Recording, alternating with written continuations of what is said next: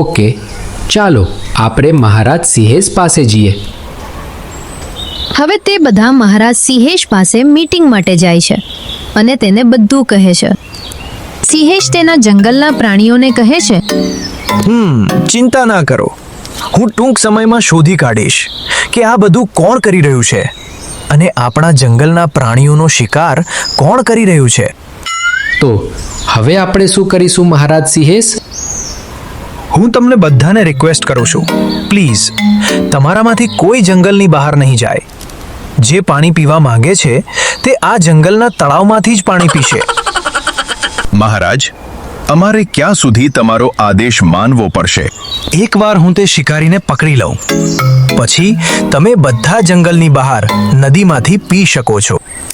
બધા પ્રાણીઓ સિંહેશના આદેશનું પાલન કરે છે અને જંગલની બહાર નદીમાંથી પાણી પીવાનું બંધ કરી દે છે.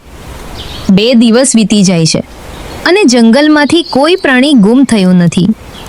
સિકંદર મગરને કોઈ શિકાર ન મળતા ટેન્શનમાં આવી જાય છે. તેણે 2 દિવસમાં એક પણ શિકાર કર્યો ન હતો.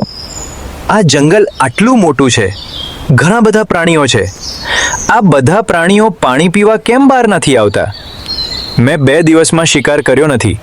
હું ભૂખથી મરી રહ્યો છું. એવું લાગે છે કે મારે શિકાર કરવા માટે નદી કિનારો છોડવો પડશે. આ જંગલના બધા પ્રાણીઓ ક્યાં ગાયબ થઈ ગયા છે? હવે હું જોઈશ કે આ જંગલના પ્રાણીઓ મારાથી કેવી રીતે છટકી શકશે. આટલું કહીને સિકંદર મગર જંગલમાં ઘૂસી જાય છે,